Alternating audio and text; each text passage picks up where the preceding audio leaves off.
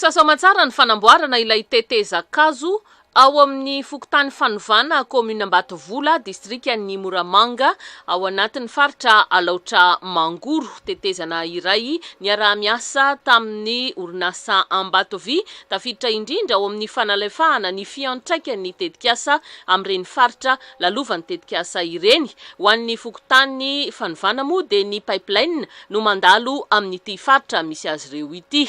Raha fehezina dia nitondra fampandrosoana ho an'ity faritra ity, izao ezaka fanamboarana ny tetezana izao, izay ny mariana fa efa tany amin'ny taona 2027 tany no efa tsy nisy lalana teto araka ny fanazavan'ny filoha-bokotany. Ny antony anaovana ny tetezana moa mazava ho azy fa etaetana fokon'olona le izy, satria ny antony dia taty zany tamin'ny fotoanandro taloha dia efa nisy lalana taty dia tamin'ny nanomboka teo amin'ny taona 2027 dia tapaka le lalana, tsy tonga natobila intsony zany tanàna Fanovana.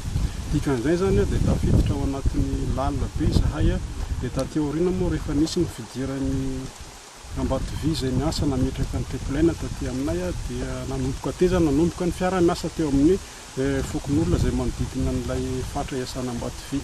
Tao anatin'izay fotoana izay nefa dia anisany etaetan'ny fokon'olona sy ny etaetan'ny mponina taty amin'ny faritra misy anay mba hoe novakiany lalana iny satria izay mba etaetan'ilay mponina fatifan'ireny fokon'olona. Nidinay mpitondra moa dia mitondra an'izay etaeta izay ary nanao n'ilay fangatana tany amin'ny Ambatovy. Rehefa nalefanay moa ilay fangatahana dia tsy niraisina Ambatovy ilay fangatanay dia nivaliany Soamantsara. Tao anatin'izay fangatahana izay moa dia nisy ny anjara niraisina Ambatovy dia nisy ihany koa ny anjara briky niraisinay fokon'olona. Dia rehefa natao moa ny asa dia iarahantsika mahita moa fa vita Soamantsara ny anjara brikinay fokon'olona, vita Soamantsara ny anjara ny Ambatovy dia izao iarahantsika mahita izao zany fa dia vita tanteraka ny tetezana izay nandraisany anjara briky, ny anjasa briky niraisinay moa dia toy ny fitaterana ny entana, fiantohana ny hazo sy ny tetezana eo vato kely sy ny fasika izay entina natanteraka n'ilay tetezana. Dia ihany koa ny anjara briky niraisinay fokon'olona ihany koa dia ny fanatanterana ny lalina satria ny tetezana ny antohana Ambatovy fa ny lalana kosa izay mirefy eo amin'ny 700 metatra dia ny zanay fokon'olona lesy ny tanterahana dia amin'izao fotoana izao zany dia fahagazaina hoe dia tanteraka anay ny fanamby izay napetraka satria tonga natobila zao ny tanàna Fanovana fa nanitra amin'izay fotoana nafitany tetezana izay dia angamba ny zavatra azoko tenena moa dia soaranay ny Ambatovy izay namaly ny etaetanay tamin'ilay etaetanay mba hoe hatongavan'ilay tobila any amin'ny tanàna ny Fanovana.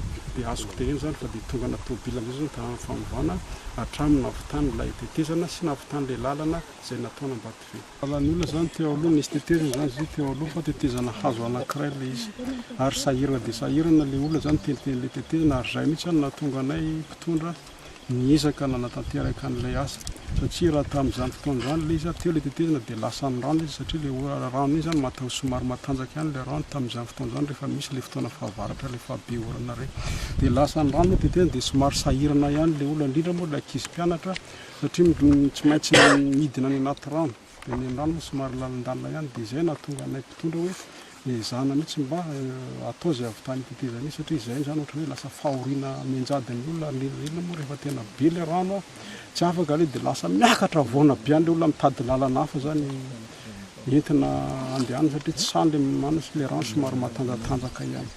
Koa satria toerana mpamokatra arak'izany ny fokontany Fanovana dia anisan'ny nitondra tombony lehibe ho azy ireo ny fahavitany ity tetezana ity. Izy ireo ihany moa no nanamboatra ny lalan-tany ka ankehitriny araka ny voalazany teo dia efa afaka tongavan'ny taxi brosy na ny fiarakodia izany faritra misy azy ireo izany. Ankoatr'io anefany dia nanome tanana azy ireo tamin'ny resaka fampianarana na ny lava-bringa ho an'ny sekoly ihany koa ny orinasa Ambatovy. Teo koa ny fanampiana tamin'ny fananganana ny tranom-pokon'olona any an-toerana.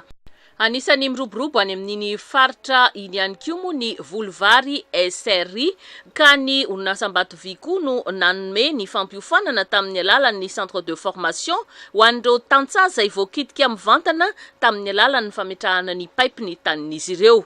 Vokatra tsara arak'izany no entin'ity orinasa ity. Fianakaviana kely iray any amin'iny faritra iny no manazava fa afa-pahasairana natanteraka tamin'izao hetsika izao.